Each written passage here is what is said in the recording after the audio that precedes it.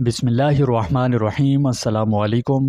درود شریف فوائد و ثمرات کا لازوال خزانہ ہے۔ اس کے فضائل اتنے زیادہ ہیں کہ بندہ اگر شمار کرنے لگے تو شمار اس کا ممکن ہی نہیں۔ حضور پاک صلی اللہ علیہ وسلم پر ہدیہ درود و سلام بھیجنا محبوب ترین عمل اور لذیذ ترین عبادت ہے۔ یہ عمل اللہ تعالیٰ کو بہت محبوب ہے۔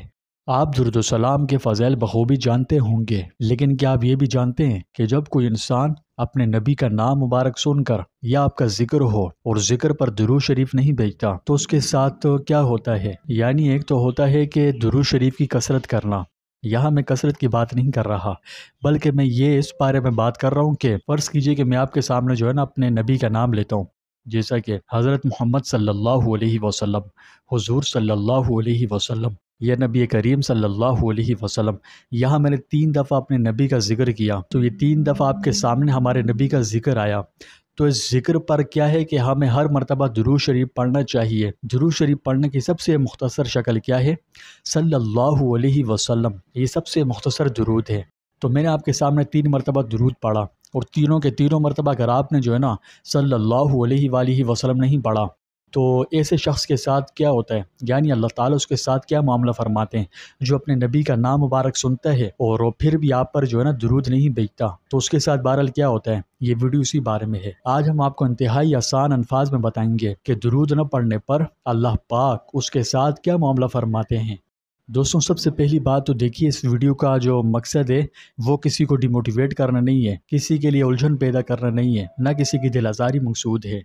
مقصد صرف یہ ہے کہ یہ ایک انتہائی اہم مسئلہ ہے، اس بارے میں زیادہ سے زیادہ لوگوں کو اویئرنس پھیلے، یعنی زیادہ سے زیادہ لوگوں کو معلوم ہو کہ نبی صلی اللہ علیہ وسلم کے نام کے ساتھ یا آپ کا ذکر مبارک ہو، اور ذکر مبارک سننے کے بعد، آپ کا نام مبارک سننے کے بعد درود نہ پڑھنے پر کیا ہوتا ہے۔ اس بارے میں بات کرنی بہت ضروری ہے، ٹھیک ہے؟ ویڈیو کا مقصد کسی کی دل آزاری کرنا نہیں ہے۔ امید کرتا ہوں کہ آپ جو ہے نا میری بات کو بخوبی سمجھیں گے۔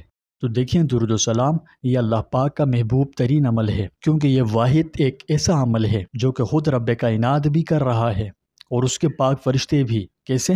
اس کی بہترین تفہیم کے لیے میں چاہتا ہوں کہ آپ سورہ احزاب کی آیت نمبر 56 کا مفہوم سماعت فرمائیں۔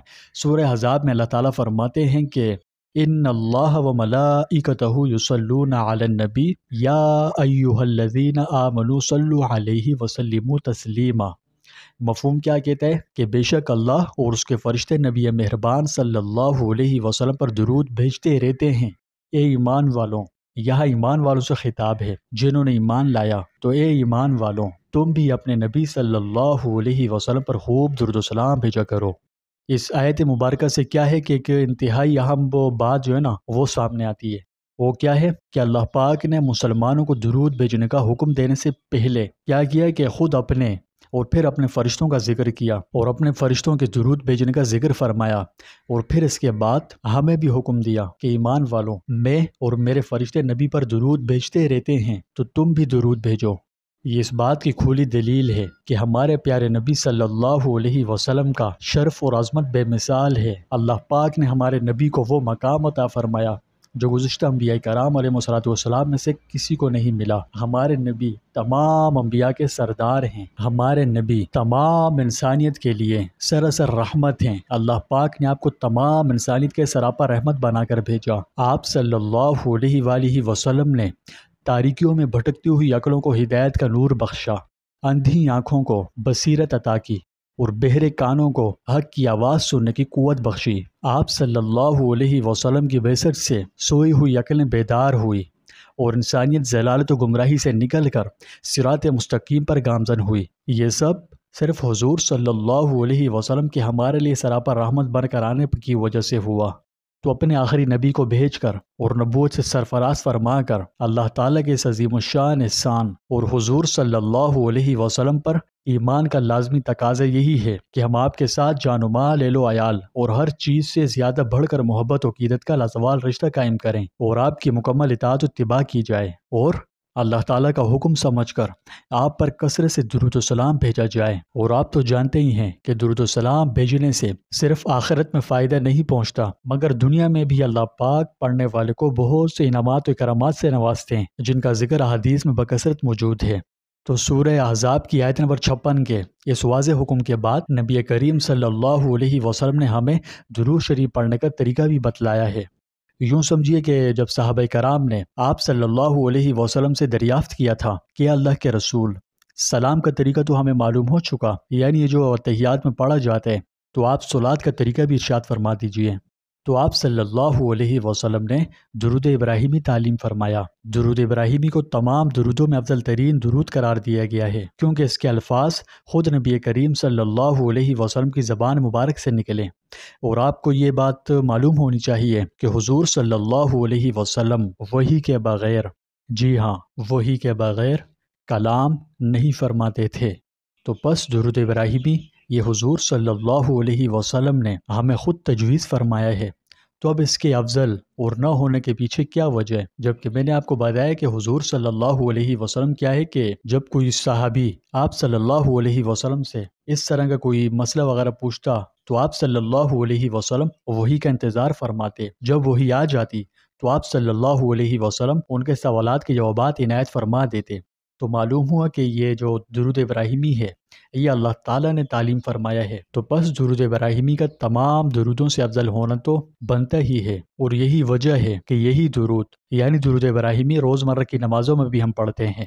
لیکن کیا ہوتا ہے اس وقت جب کوئی انسان اپنے نبی مہربان کا نام مبارک سن کر آپ کے ذکر مبارک کے بعد بھی آپ پر درود و سلام نہیں بھیجتا؟ تو دیکھیے احادیث مبارکہ میں جو ہے نا، اس عمل کو نظر انداز کرنے پر بڑی سخت وعیدیں بیان کی گئی ہے۔ سب سے پہلی اور اہم بات جو حدیث میں بیان کی گئی ہے وہ یہ کہ ایسے شخص کو بخیل یعنی کہ کنجوس قرار دیا گیا ہے۔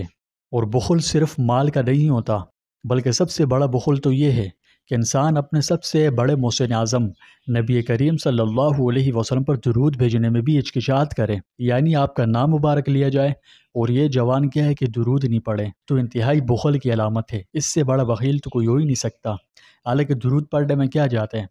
صلی اللہ علیہ وآلہ وسلم۔ اگر یہ نبی کریم کے اسم مبارک سننے کے بعد پڑھ لیا جائے تو کیا جاتے ہیں؟ نہ زبان تھکتی ہے۔ اگر بار بار بھی یہ پڑھا جائے تو کوئی مشقت والی میرے نزدیک کوئی بات نہیں ہے۔ تو بہرحال یہ بخل کی انتہائی درجے کی علامت ہے کہ بندہ نبی کا نام سنے اور پھر بھی درود نہ بھیجے۔ حضرت علی رضی اللہ عنہ فرماتے ہیں کہ نبی کریم صلی اللہ علیہ وسلم نے فرمایا، بخیل ہے وہ شخص جس کے سامنے میرا ذکر ہو اور وہ مجھ پر درود نہ بھیجے۔ تو دوستو ہمیں چاہیے کہ ہم آپ صلی اللہ علیہ وسلم کے نام مبارک کے ساتھ ہر مرتبہ جب بھی آپ کا نام سنیں تو صلی اللہ علیہ وآلہ وسلم یہ ضرور کہیں، ٹھیک ہے؟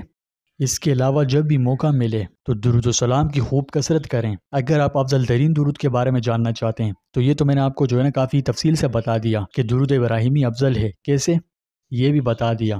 تو بہرحال آپ اگر افضل ترین درود کی تلاش میں ہیں تو درود ابراہیمی کی کثرت کیجیے، دن میں کم از کم 313 مرتبہ لازمی پڑھیں، ٹھیک ہے؟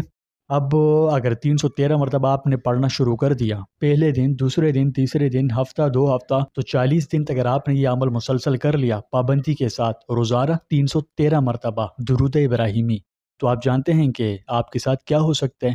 یعنی اللہ پاک آپ کو اس 313 مرتبہ درود پڑھنے کے عوض میں آپ کے ساتھ کیا معاملہ فرماتے ہیں؟ جانتے ہیں؟ نہیں جانتے؟ چلیں کوئی بات نہیں، میں نے اس موضوع پر جو ہے نا کافی تفصیلی ویڈیو بنائی ہوئی ہے جس میں انتہائی آسان الفاظ میں بتایا ہے کہ جب کوئی شخص حضور صلی اللہ علیہ وسلم پر ایک دن میں 313 مرتبہ درود ابراہیمی پڑھتا ہے تو اس کے ساتھ کیا ہوتا ہے۔ تو اگر آپ اس بارے میں جاننا چاہتے ہیں تو ضرور جانیں۔ میں تو کہتا ہوں کہ 313 کی جو تعداد ہے درود ابراہیمی 40 دن تک 313 مرتبہ پڑھنے سے پہلے آپ اس بارے میں ضرور جانیں تاکہ آپ کو پتہ لگے کہ یہ سب پڑھنا ٹھیک ہے یا نہیں، یعنی 313 مرتبہ درود پڑھنے کے کیا فوائد و نقصانات ہیں، ٹھیک ہے جی؟ آپ اس بارے میں پڑھنے سے پہلے ضرور جانیں۔ بہرحال آپ اس 313 مرتبہ والی میری ویڈیو لازمی دیکھیں، ٹھیک ہے؟ اب یہ ویڈیو آپ کو کہاں ملے گی؟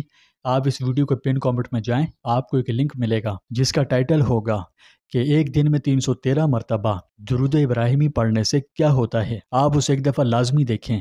تو پس ہر مسلمان کو چاہیے کہ جب بھی اپنے نبی مہربان کا نام سنے تو فوراً آپ کا نام مبارک سنتے ہی ایک چھوٹا سا کام کریں کہ صلی اللہ علیہ وآلہ وسلم، یہ جملہ لازمی پڑھے۔ یہ درود شریف کی مختصر ترین شکل ہے، ٹھیک ہے؟ ہر مرتبہ صلی اللہ علیہ وسلم آپ کے نام مبارک سننے کے بعد لازمی پڑھے، اور اس کے علاوہ 313 مرتبہ والا وظیفہ درود ابراہیمی کا یہ 40 دن تک کو لازمی کیجیے۔ اللہ پاک ہمیں حضور صلی اللہ علیہ وسلم پر کثرت سے ہدیہ درود و سلام بھیجنے والا بنائے۔